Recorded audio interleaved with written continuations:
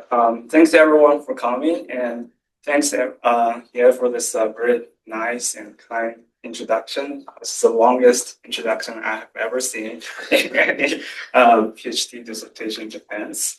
And I'm very excited to talk about my research on robust, contact-aware, and autonomous humanoid local manipulation. The field of humanoid robots has been moving rapidly in recent years, and we can see the new robot videos coming out every single day. And in these videos, we show stunning capabilities of robots that's performing smooth and human-like motions. And I believe the physical capabilities of these humanoid robots are approaching the human-level agility and endurance. And on the algorithm side, we have unlocked whole-body control. So the robot is able to stabilize its motion smoothly and perfectly. And it also uses reinforcement learning for motion tracking as a major technique. And it has unlocked so many different movement on different robots, and it has fundamentally changed how we control robots. So what's next? I think more and more efforts has been poured into manipulation. So manipulation is all about changing the environment. It is not going to be a blind controller. It should be a fully autonomous pipeline that takes in the environment perceptions, make complex decisions, and try to physically execute the plan. So this is a lot more challenging, and therefore humanoid manipulation is still a sort of unsolved problem in the humanoid robotics community.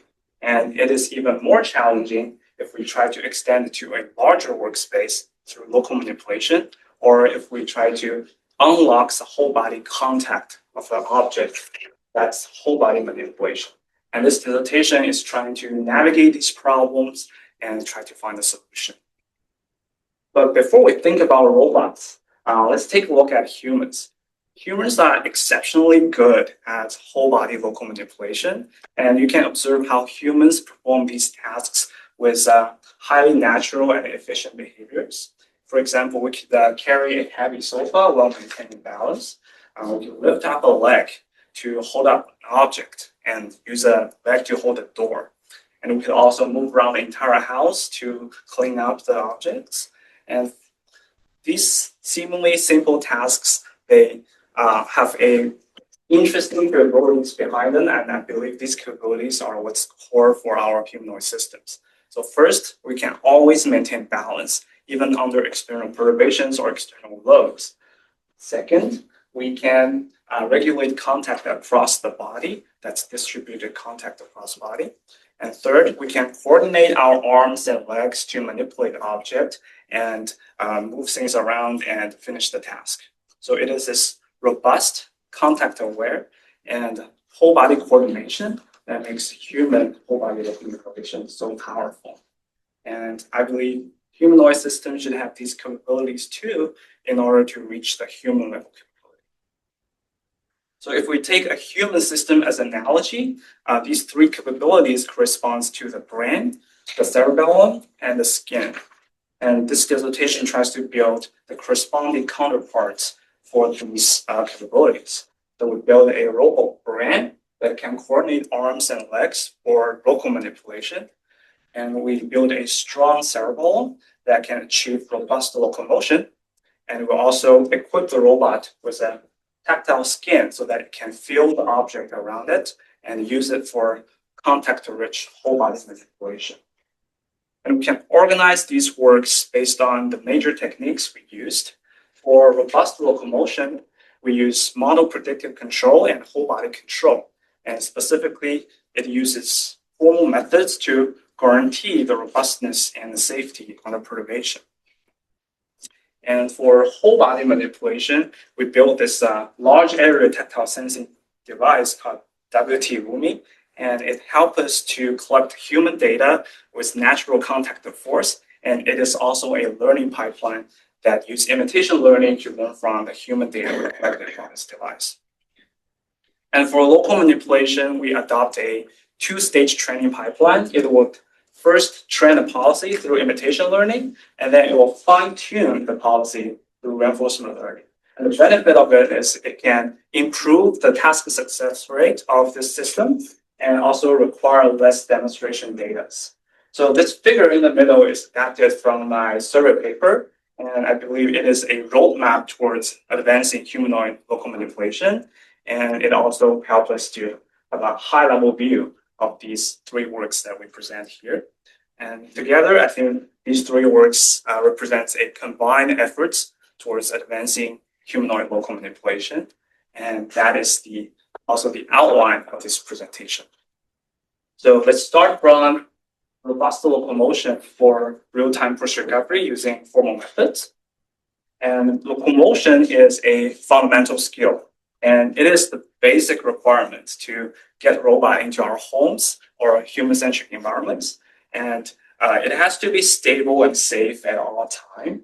And because we don't want the robot to damage our properties or even worse, falling onto a kid or causing a fire. So a robot failing in human environment would be disastrous.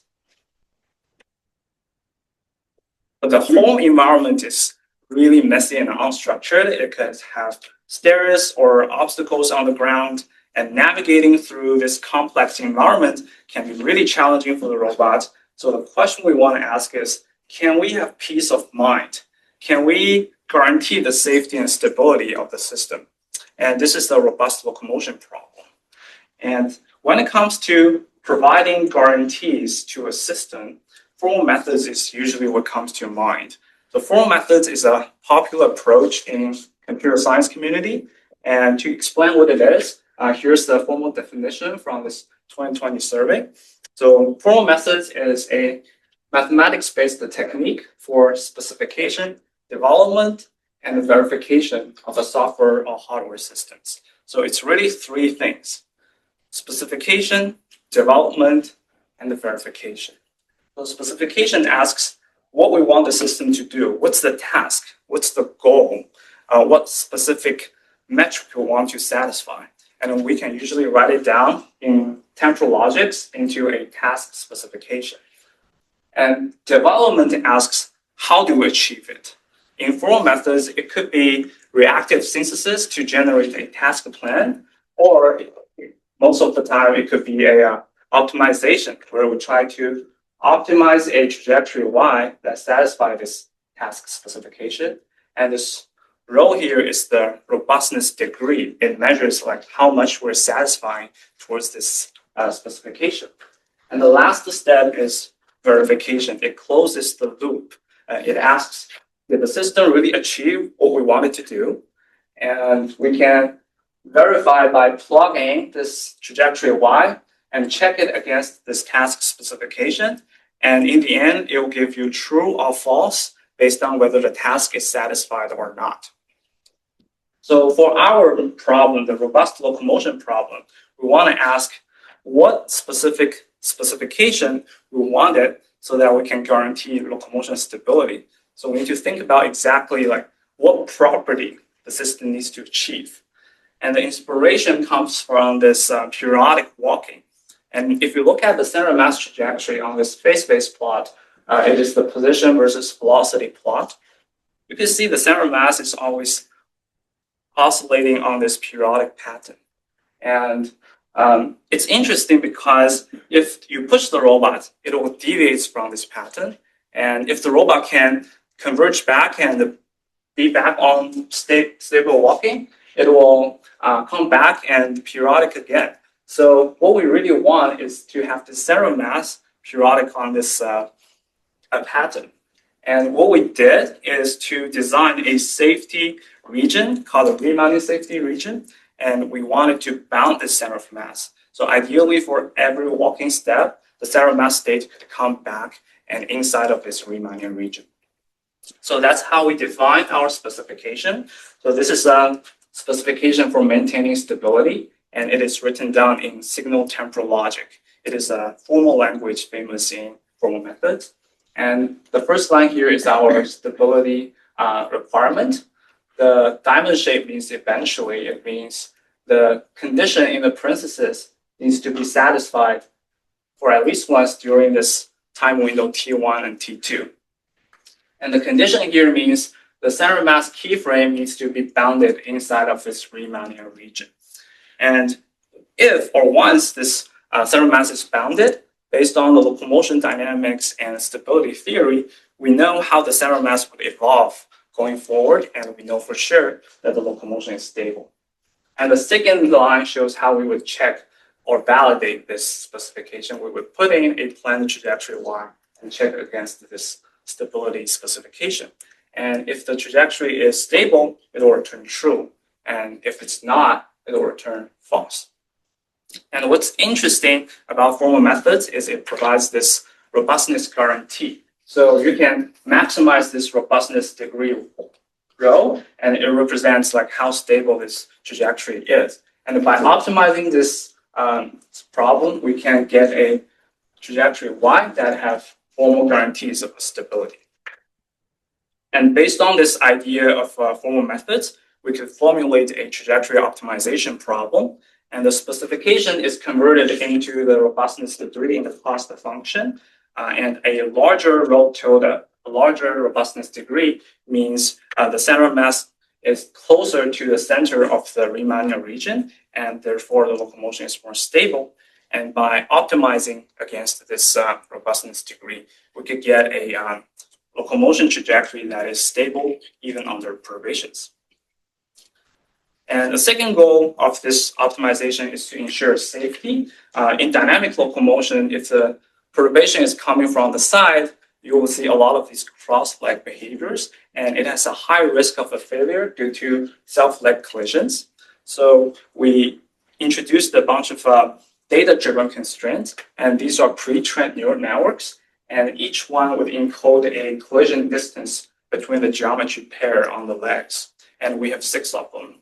And although these constraints seems unstable, nonlinear, but they are actually very fast because they're taking only reduced order states, and it is 1,000 times faster than solving full-order inverse kinematics, and it is also 100 times faster than solving the gradients using only finite difference. And it's also very accurate with only 2 millimeters of prediction error.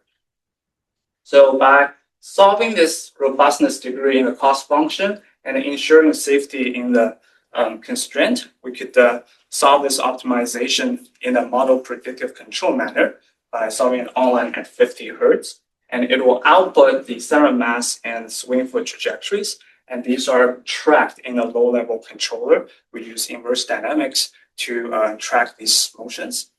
And in the very low level, we have a state estimator that estimates the center of mass state and feed it back to the planner and controller.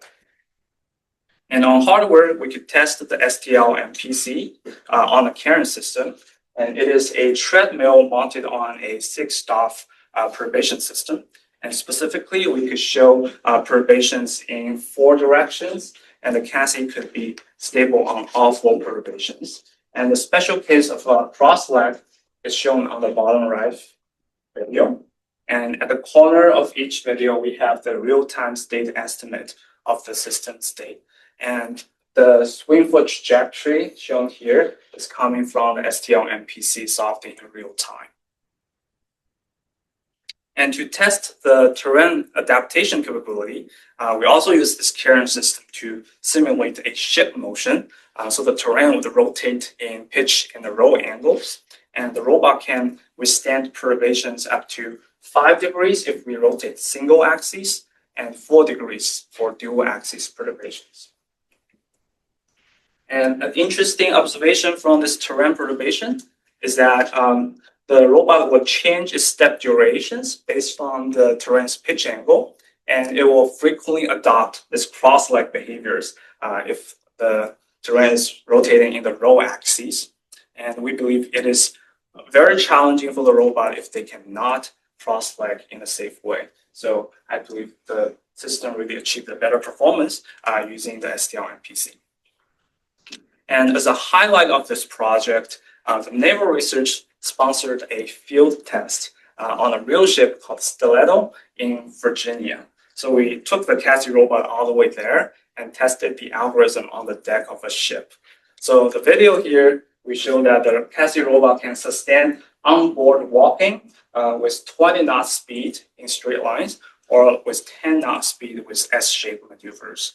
And we also increase the difficulties of the chassis by pushing it with a stick on the board or setting up some rough terrains. And an interesting comparison between in-lab perturbation and the real-world perturbation from ocean waves. We believe the ocean waves has smaller oscillation frequency because the ship is huge and it has a large inertia, so it usually doesn't move very fast. But it can provide larger perturbation magnitude, larger than what the current system could provide. But despite the differences, the STL-MPC could stabilize across all scenarios. And the point we want to make is that our method is robust enough and it could be potentially deployed in a real application. So in summary, our thrust one focuses on using formal methods for robust locomotion. And we achieve this by designing stability specifications and use it to quantify the robustness. And we'll also integrate this robustness degree into an optimization and solve it online to achieve real-time perturbation recovery capabilities. And we'll also systematically validate this system on a real robot chassis with omnidirectional perturbations and field test on the ship. So the thesis one focused mostly on locomotion, and I believe it is the foundation for humanoid robots. And the real value of a humanoid robot, I believe, comes from how many useful tasks we would achieve on top of this foundation. And that involves carrying objects, opening doors, or helping us in everyday tasks. So many of these tasks rely on manipulation skills. So the next two thrusts will focus more on humanoid manipulation skills. And specifically for thrust 2, we would achieve large area tactile sensing for whole body manipulation. So manipulation for humanoid has been a popular topic, and the tactile sensing is one of the major focus. But most existing studies in tactile sensing are limited to fingertips or hand, and it does not support whole body manipulation where contact could be coming from anywhere on the body. And for that, we need large area tactile sensing. There's several studies on designing such large area tactile sensors, but the use of these sensors are often limited to like compliant control or simple tasks such as holding or stabilizing an object. And I believe having a whole body tactile sensor would be unlocking more whole body capabilities, such as actively manipulating a large object using distributed contact. And to encourage such distributed contact, recent commercial products are covered with fabrics. So instead of this cold and sharp metals or plastic, they're soft and warm. They're supposed to be friendly around humans, but in fact, they could be more dangerous if they do not sense the surrounding environments with the tactile sensors in their skin. And they can easily pinch your fingers if you touch them, right? So a central claim of this large area tactile sensing work is that they can unlock the whole body manipulation. And for this purpose, we designed a WT Rumi. It is a tactile sensing suit that can cover large areas of the body using tactile sensors for hand, for forearm, and for the chest. And it allows us to collect two forms of the data, either on robot through teleoperation or directly on human by wearing them. And between the human data and the robot data, the human data is particularly interesting because it has this natural contact force. During data collection, humans use haptic feedback to regulate force. And it also is potentially more scalable because there's no robot is involved during the data collection. But it also has downsides. It usually lacks the action labels. So if you execute the human motions directly on a robot, it will fail the task because there's a human-robot morphology gap. And in order to bridge this gap, we built a human data correction module. So it provides the human data with the missing action labels by learning from a small amount of teleoperation data. And to do this, we would first pair the teleoperation and human data by using the common contact mode that they shared. And after the pairing, the teleoperation data could provide the supervision signals, the action labels, and it is used to train the GRU model, the gated recurrent unit. And after training, this GRU model could be used to generate all the action labels for the entire human data set. So the human data set in the end will have natural contact force and action labels. So it will be what we call a complete data set. And using that, we can train a diffusion policy or vision language action models using behavioral cloning, and it serves as a planner. So this planner would have a action denoiser that predicts actions and a force head that predicts force. And this force is useful because it can help with contact regulations. In the low level, we use a admittance controller to regulate the contact force given the target force solved from or predicted from the force head. And this is the complete pipeline that can be deployed on hardware. And we show 5 real-world tasks ranging from deformable object manipulation to human-robot collaboration. And active tactile sensing is required for all these tasks, either for maintaining contact during manipulation of a soft object or sensing the human intentions from the interaction forces. And we also compare the performance of different baseline policies, including VLAs and diffusion policies. And among these results, psi0 and diffusion transformers sometimes show unsuccessful task executions. They sometimes need a helping hand to move them across a stuck point, and then they can continue on. On the other hand, pi 0.5 is able to complete all these tasks. But the motion is sometimes unsmooth, often jerky. And overall, we believe the flow matching transformer is the best policy overall. And it's more stable and consistent for executions. And it can maintain contact more reliably across all 3 tasks. And here we also show a wider set of whole body manipulation tasks, including repositioning a box or a yoga ball. For a large box transportations, we can use locomotions and changing the body height to assist the pick and place task. And the system could also handle very delicate tasks, such as babysitting. And these examples show that WT-Umi could support different object types and contact patterns. And as a summary for thrust 2, it focuses on large area tactile sensing and whole body manipulation. And we achieve this by designing WT-Umi. It is a tactile sensing suit shared between human and robot. They can be used for either data collection or deployment.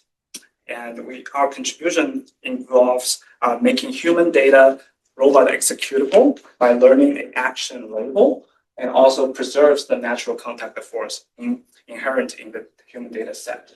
And we can achieve whole body manipulation of bulky deformable objects and collaborative transport with a human.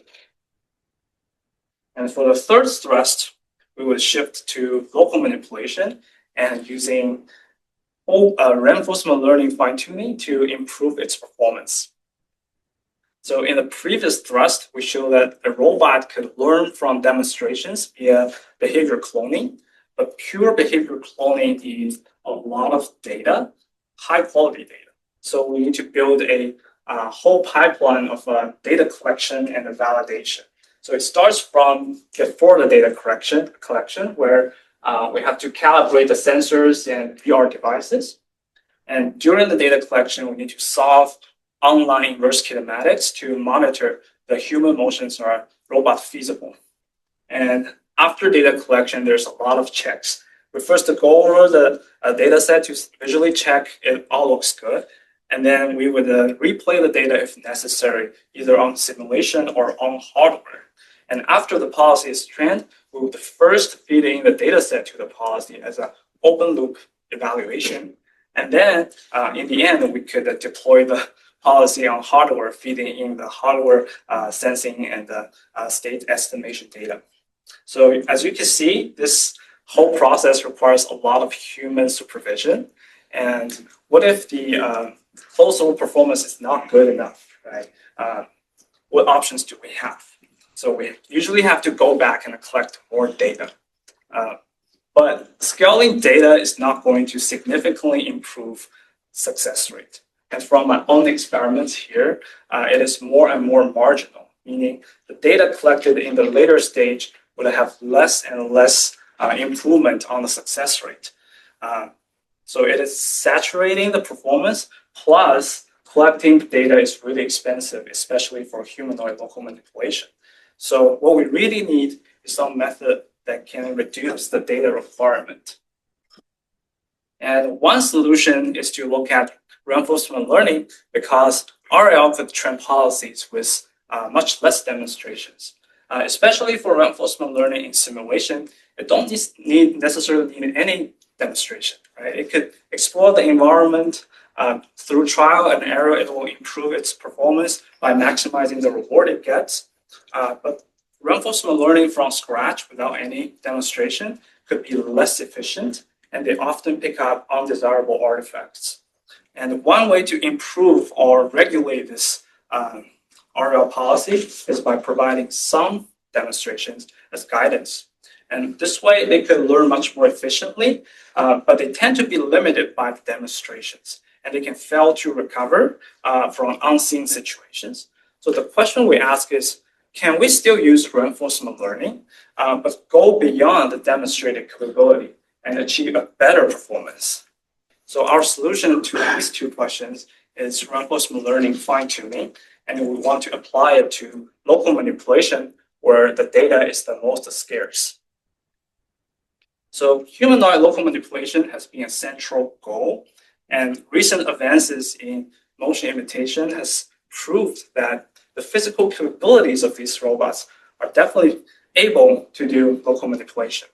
But most of these policies you see are not autonomous. They're either tracking a pre-designed motions or they're teleoperated. So if the environment changes, they're likely to fail.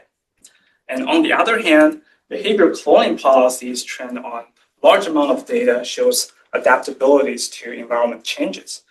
But they're primarily limited to tabletop tasks. And this leads to our research question on, can we build a humanoid local manipulation policy that is autonomous? So to address this question, we developed a 3-stage pipeline from data collection to policy pre-training and then to policy fine-tuning.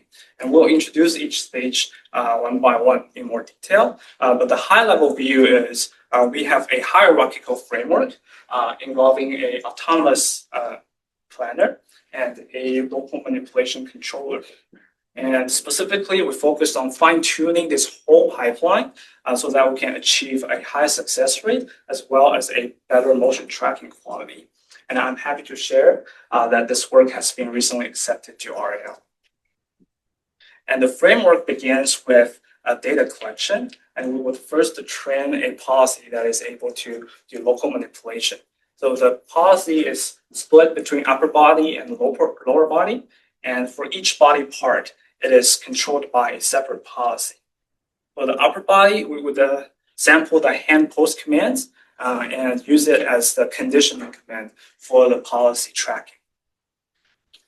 And for the lower body, we would train a stepping policy, and this stepping policy is tracking continuous motions solved from inverse kinematics, and this conditioning command is the foot placement, like where the foot is landing as the command. And by combining these two policies together, we can achieve stable walking, accurate stopping in front of an object, and general hand movement. And to enable a wide range of tasks, we could do teleoperation or using a scripted planner. And here what you're seeing is we use a MetaQuest as the control interface. And then the handheld controller would provide the hand post command, and the joystick would give the base velocity or foot placement command. And using this method, we could collect data for tasks such as opening a door, climbing upstairs, or transporting an object. And the teleoperation process would help us to generate the data with paired observations and actions. The observation includes the object state in the robot frame and the robot self state. And actions includes the commanded hand poses and base velocities. And this paired data set could be used for training a diffusion policy using behavior cloning. And after this training, this diffusion policy serves as the planner in a hierarchical structure, and it predicts the action label, and that's the trajectory into the future, roughly 1 second, while the local manipulation controller would track these motions one by one, and together they close the loop, and they can fully execute autonomously for local manipulation tasks. And we can evaluate the success rate by rolling out this whole pipeline in a simulated environment. Here's the hundreds of environments are rolling out. And as shown on the figure, the pre-training of this diffusion policy could achieve like 50 to 70% success rate. And if we want to continue increase this success rate, one way is to scaling the data. But again, the gain is marginal and the cost is expensive. So we didn't go down that route. And the approach we adopted is reinforcement learning fine-tuning.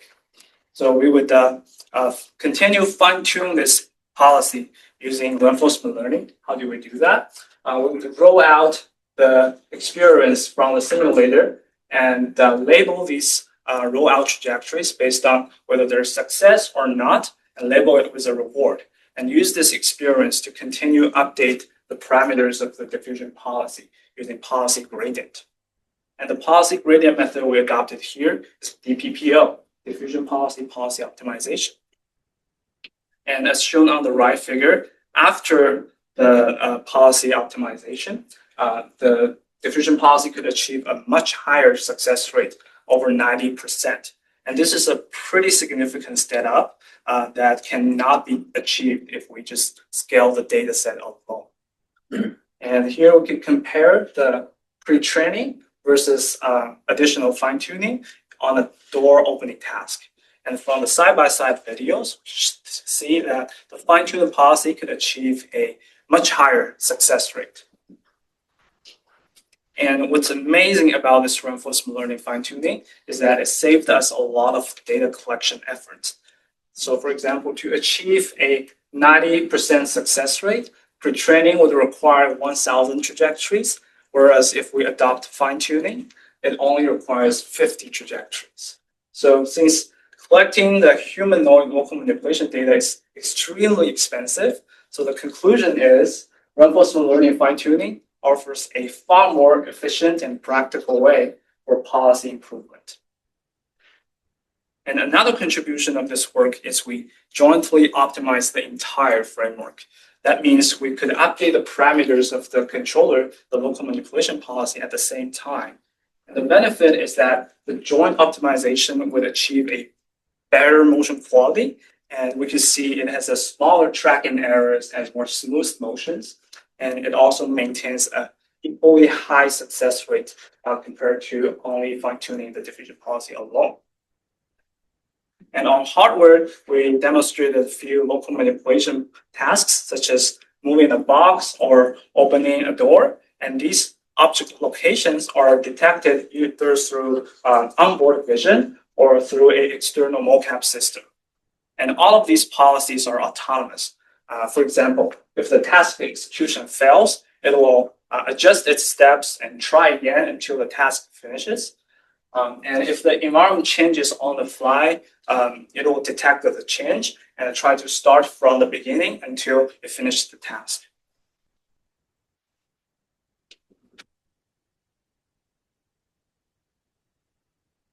All right, as a summary for the thrust 3, we focus on reinforcement learning for fine-tuning to improve the local manipulation of a humanoid policy. And the fine-tuning can significantly improve the task success rate using much less training data. And since our policy achieves a hierarchical planar controller framework. We also propose to fine-tune the controller so that it can help improve the motion quality. And overall, this thrust achieves autonomous local manipulation beyond the demonstrated capabilities. And now we introduce all three thrusts. Let's zoom out a little bit and recap what we have discussed. We have achieved several key capabilities in locomotion, whole body manipulation, and local manipulation. And then for locomotion work, we used mainly the model-based methods. It fits the purpose because they're verifiable and they give us the formal guarantee of stability. And on the right-hand side, we have whole body manipulation and local manipulation that involves rich contact with the environment. And for this type of contact-rich tasks, we use data-driven methods because it's more straightforward for us to learn from demonstration instead of manually design the behaviors. But whether it is model-based or learning-based methods, they all adopted this hierarchical design, which contains a planner and a controller. The planner usually would predict a longer horizon, such as 1 second, in a less frequent way, whereas the controller deals with much shorter horizon, being milliseconds, but it predicts or controls a much higher dimensional joint level control. And natural between these two levels, we would have a command signals in between. And for my work, we used center mass trajectory and full placement between the model-based two planner and controller. And for thrust 2 and 3, we used the same center mass velocity and hand pulses. So this raises a few questions about the architecture design. The first question is why? Why do we need a hierarchy? Can we just combine the planner and controller into one unified end-to-end policy? The answer is yes, we could. We could basically distill all these hierarchical structures into one policy, and the input would be directly the environmental perceptions, and the output would be the full body joint level control. But it comes with the cost of controllability and debuggability. So a lot of the times it'll be unclear why this policy chose a certain behavior, and there's no way of commanding a certain behavior out of this policy. So I chose to have a hierarchical structure and having a interface in between because I can pinpoint the problem, whether it's in the planner or it's in the controller. And another question we want to ask is, what is a good communication signal between the two layers? Actually, the majority of the humanoid local manipulation literatures, they all adopted this hierarchical structure, and there's many different solutions, and they could all work. For example, if we want a more coordinated whole body behaviors, a good interface could be full body joint angles or key body points. If we want to pack several skills into one policy, we could learn a latent representation to have a versatile policy that can achieve multiple skills under one. But overall, I think the hierarchical structure would be still the main trend, and the solution is many and all could work based on the task or based on the goal. And from the tactile sensing project, I see a potential of tactile sensors transitioning from hand or fingertip to the whole body. So right now, the field has been focusing on fingertip sensors. There's many choices of commercial products or in-house fabrications. But when it comes to tactile sensing for the upper body, there's no commercial product. And building such a suit is not cheap in-house either. The whole set of WT-OMI costs us $4,000. And further extending it to whole body tactile sensing for humanoid local manipulation, there's still many research questions. For example, how do we calibrate all the sensors across the whole body and mitigate the drift over time? How do we sustain potentially large forces in the lower body? how to mass produce and maintain the low cost. And we want to also bring this capability into simulation so that we can train policies through computation and data. So all these questions, we don't have a very good answer yet, but the dissertation argues that tactile sensing will unlock a lot more whole body manipulation capabilities. And I think the tactile sensor is a modality that every robot will use, and in the long run, it will become a industrial standard. And a final remark I would like to make is hardware reliability matters a lot. It is so powerful to have consistent hardware performance because dealing with a broken hardware is really stressful. Here's a few stressful moments throughout my research. There's a Cassie robot with broken communication, radio communication, or wiring issues, Digi robot with broken motor, and T1 robot with broken gearboxes. This either means a lot of downtime or it means spending a lot of time fixing the robots. So I would say breaking robot is probably inevitable if you're dealing with robots as your day-to-day life. But a little bit of mechanical engineering, electrical engineering could be your friend.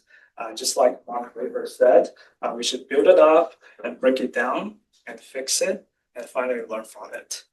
I'd like to stop here and thanks the committee members. I'm lucky to collaborate with all the members through either co-author papers or reviewing processes or sharing the robot or spaces. And I really appreciate the support along the way.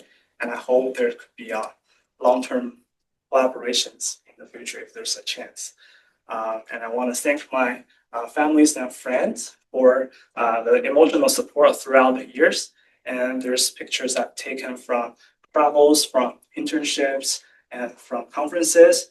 And there's too many events I cannot fit into this slide, but I'm really grateful for all the good memories we shared together. And finally, this is a list of publications with journal papers on the top and conference papers on the bottom. And with that, I'm happy to take any questions.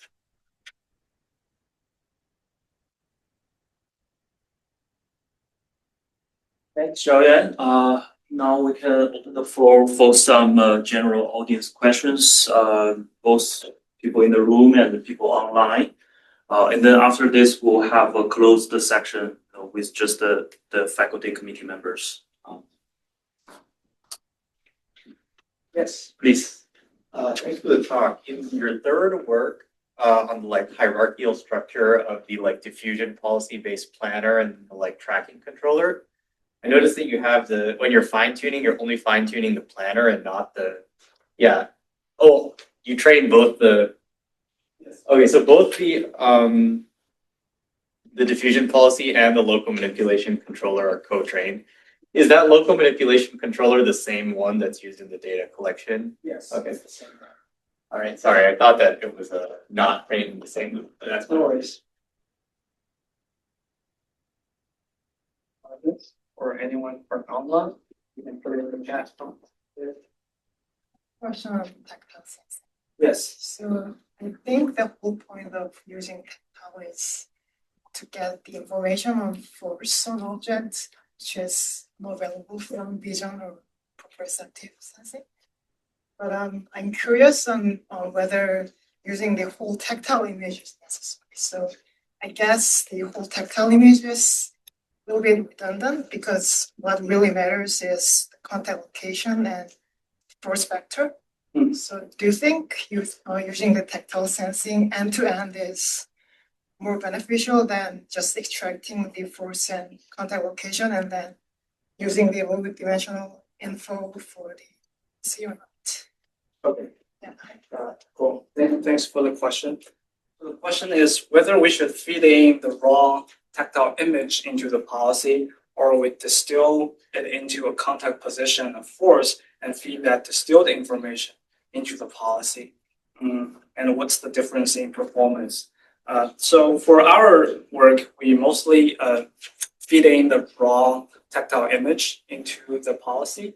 And I think it has the benefit of a more generalizable because later on Although we only have tactile sensors on the hand and on the chest, the contact could be coming from anywhere on the body, hopefully, and there will be a lot more contact locations and a lot more contact forces, and it will quickly become an exponentially large space to represent. And I think having a raw image, contact image, or even more universal representation that you can extend to whole body tactile sensing in the future. But I believe for our application, if we just distill the force out of the tactile image and feeding the force directly, might have the similar performance in our application. But I feel the raw image version is more generalizable for future applications.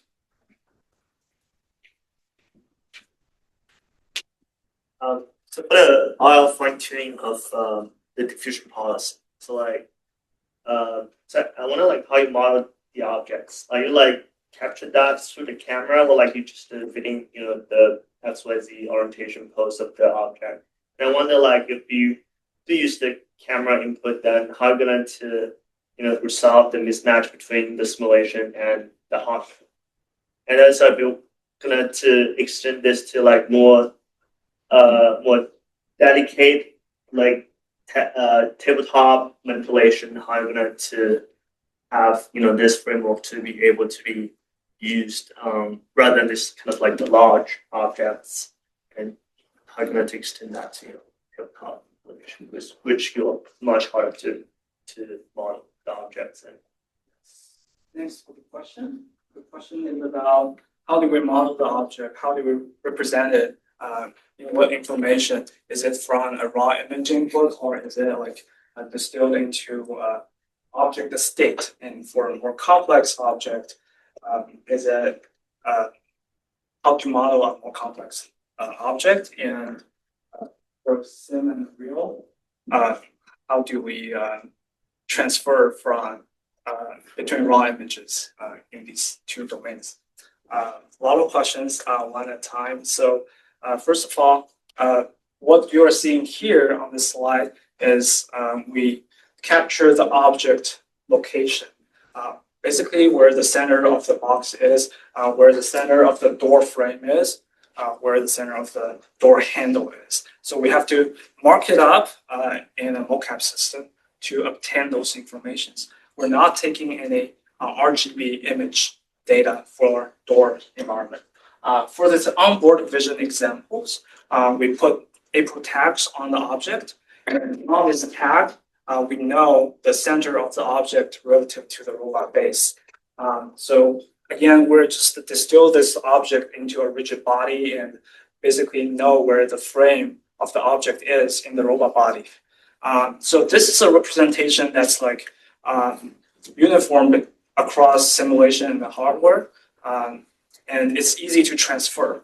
But if we try to use RGB image as a visual input and draw out RGB image into the diffusion policy, I think the benefit is it's more universal. It can handle articulated object. It can handle much more different complex shapes. But the downside is the data collected in simulation is not transferable on hardware. You have to collect both simulation and hardware data that incorporate this image. And from what I know, the transfer is very challenging. You have to kind of have a lot of real world RGB image data to make sure that it covers the domain of your task. So it's a lot more hard to do. But you're right, this is one of the major limitations of this work, and I do want to extend it to RGB image as a raw input to the policy in an end-to-end fashion. And I believe the way we do this is by randomizing the simulation data, by scaling up the simulation data and change the texture of the simulation and makes the simulation rendering a lot more closer to the hardware. That way, the large amount of simulation data could potentially cover the real world deployment, but that's not a guarantee. We'll probably still need fine-tuning on the small amount of the real world data.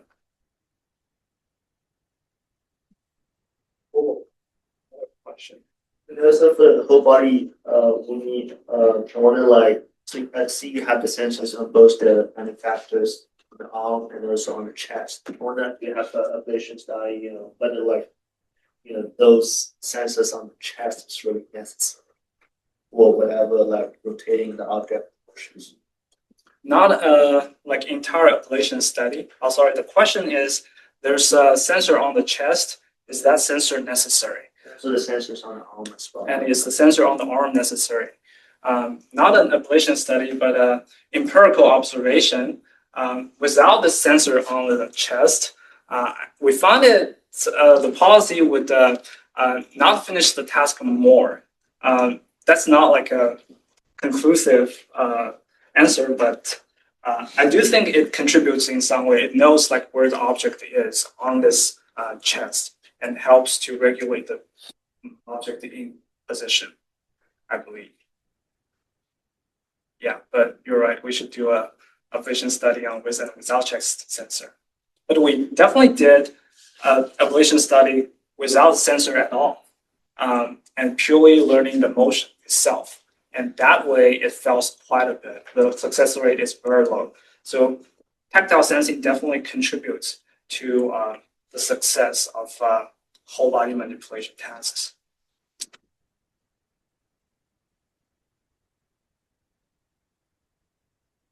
Hey, more questions? Good. Do we have? I think we have maybe no questions. I don't see questions online. Just a lot of people there. Last call questions. All good. Yeah, any plan to add back your formal methods into more learning problems?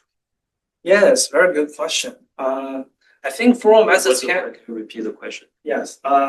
Any plans to add the formal methods into the learning pipeline?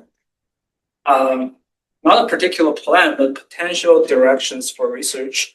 I think we should combine formal methods into learning by the verification functionalities of the formal methods, right? It can post-validate if a certain property is achievable. But the major research question is what metrics we want to design for these very complex manipulation tasks. Whether it's the object state, we want to ensure the object is satisfied certain state, or whether it's the robot motion satisfies some certain style. I think that can be used either as a guidance to diffusion policy, or it can be used as a post-validation on the feasibility of the motion that achieved by the policy. I think that's a very good combination and a good research directions to go. Okay. I think with that, let's wrap up the section and thanks everyone for coming.